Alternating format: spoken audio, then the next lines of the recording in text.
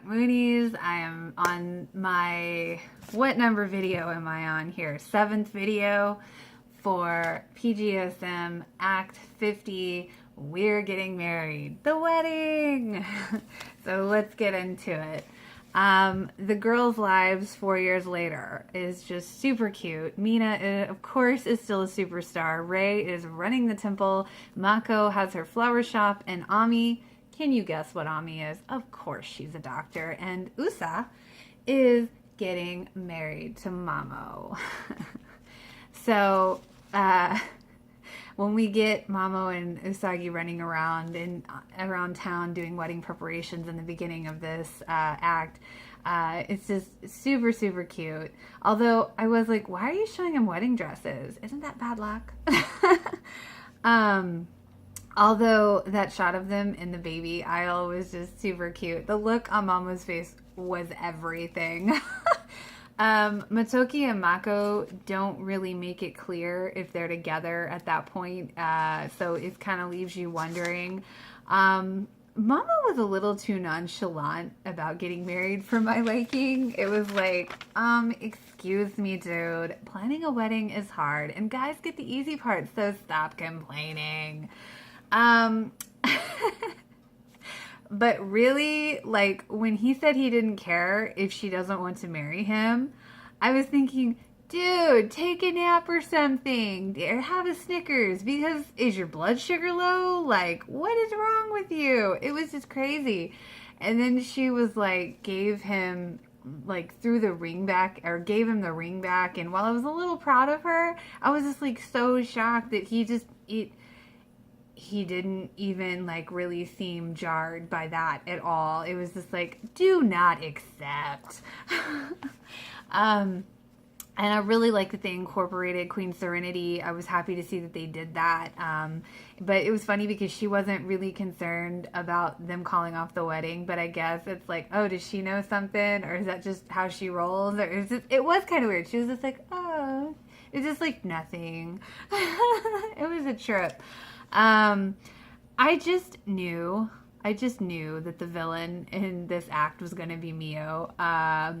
Yeah, she's like I swear to God, she looked like the deranged Queen of Hearts. Like, that's what she looked like.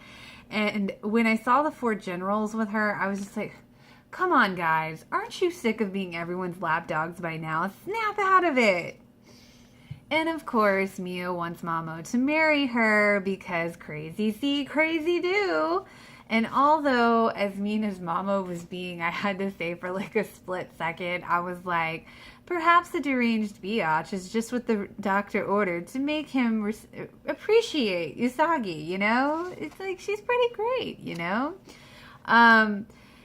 And it was just really funny because when Usagi and Mamo were being held captive by Mio in the cage, and she's like, I don't want to marry you. I don't want to talk to you, but I'm going to save your life, so run away. I'll manage. Venus kicking the clown through the wall was pretty awesome. Showing up Mio's bodyguards. Go Venus. Then Mio brainwashing Mamo to marry her. Ew, such a slimy moment. Then you see Usagi running out, and she, I think it was in her pocket. You see that Mamo slipped the ring in her pocket. So it was like, he does care. What's up? Yay. And we have to talk, speaking of the ring, we have to talk about this proposal. And I'm using that word loosely. In the flashback, we see Usagi and Mamo looking out at the sunset and, you know, standing next to each other. And then you just kind of all of a sudden see Mamo grab her hand, put the ring in her hand, and then he just walks away. It's like, what? Like, huh? Wait a minute. Okay. Sure. So it was just like, yeah. I had to rewind and go back because I was just like, wait, did that just really happen? Like, did I just see that right? Okay. Although we have to give props to Venus for Mina coming in, making her entrance on that motorcycle. It's like, the girl knows how to make an entrance, okay? For real. Couldn't even bear to look when Mamo almost kissed Mio. Ugh, it's just gross. It's like, no, no, no. Do not want. We don't marry psychos, okay? Thank God Usa stopped it, and if I'm understanding the translation correctly, it seems as if her voice kind of broke the spell over him. And when the big banner like fell over the four generals, that was such a slapstick comedy moment, but it was great. And then, I think Usa comes in and she's like, why didn't you duck? I was worried. And he's like, oh, I thought for sure you'd come plowing through the walls or something. And I think that was a really cute illustration at how their kind of relationship works and how they are kind of on the same level somehow. It was just really cute. At this point, you see the four generals are chasing Mamo and Usa for Mio, and they appear really off and weird, and then you realize it's not the four generals. They're just a poor imitation as the real four generals come to Mamo's rescue. Remember how they said they'd be around if he needed them, and they weren't lying. As Mamo said, though, they were acting more retarded than usual. That was pretty funny. I like that the four generals gave Mamo the power to transform as Indy again. He stepped in front of Usa and took his place as the leader to fight with his guard. It was a moment. Then one of the guards was like, Master, when was the last time you were so angry? I don't know. That was just funny to me. Then Jed hopping around like a little kid, and him and Neff were about to fight, and Indy was like, knock it off. And it was just a really cute, playful moment with them. Mio turned into like this Venus flytrap, clawed, spidery looking robot thing. And she was saying, Usagi just couldn't let her and Mamo be happy. It was like, ugh, delusions. The delusions running rampant. Oh, but that thing was weird. And then Usa runs in front of Mamo, and Usa was unable to transform and about to be cut down by the Mio monster. And Mina and the girls are there, and, Mina cut off one of Mio's claws, arms thing with the sacred sword, but the sacred sword allows them to transform one more time.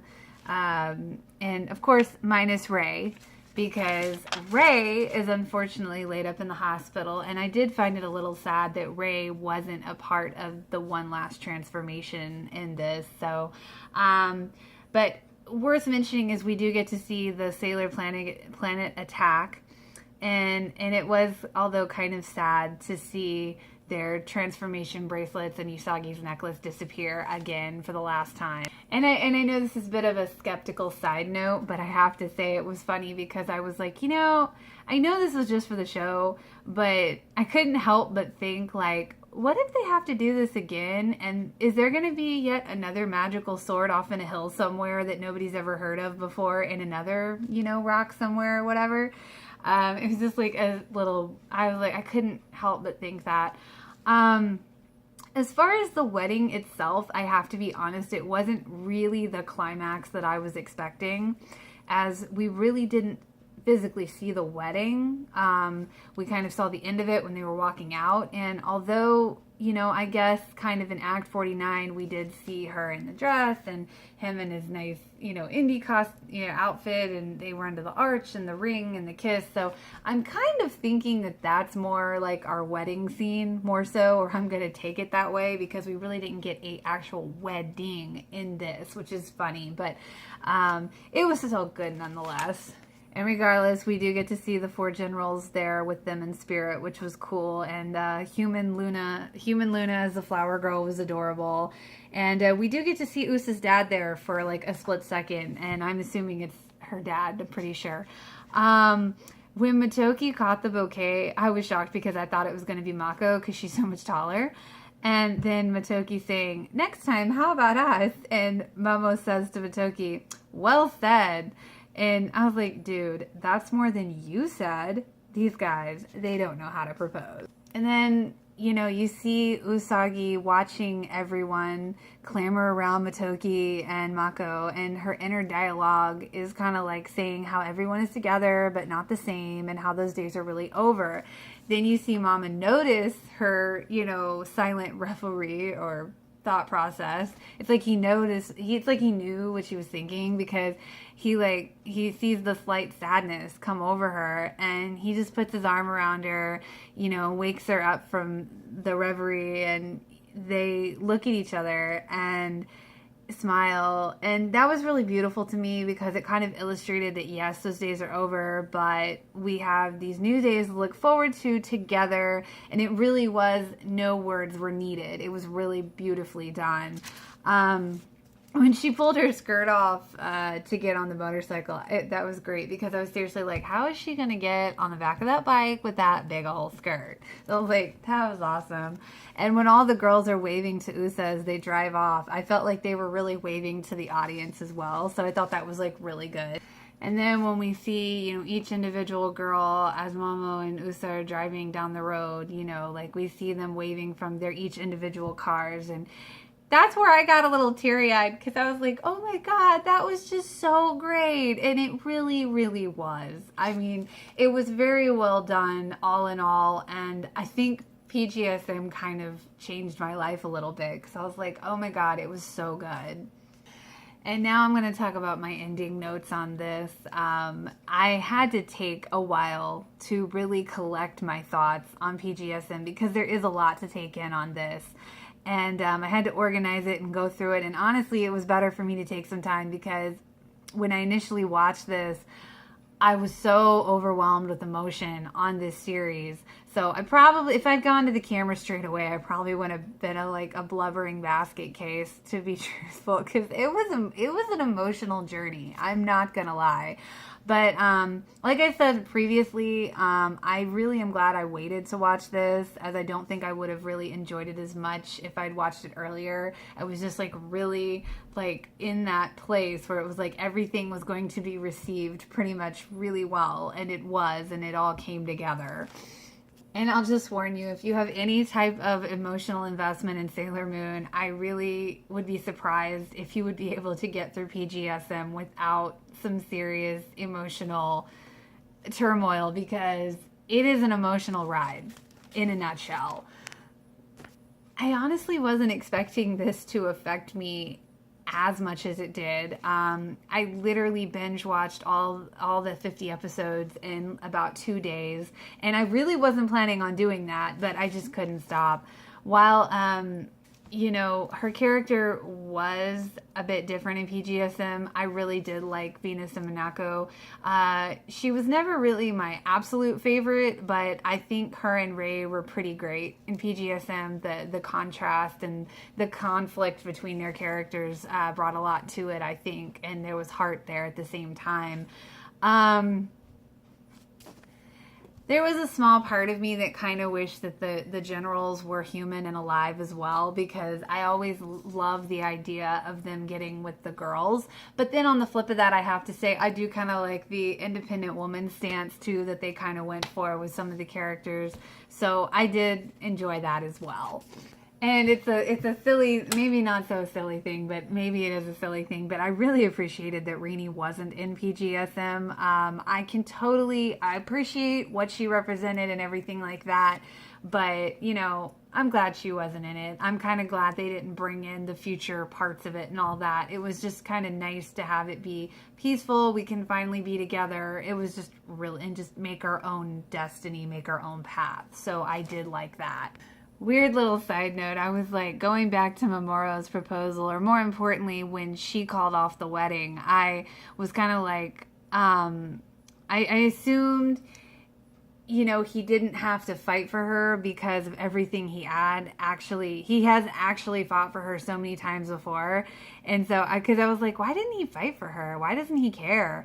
And then it was like, well, you know, they really have been through a lot together. I mean, he did die for her. So, I mean, I guess you get a pass on that one. I mean, he already sacrificed everything. So I guess you get a pass on that one, Memo.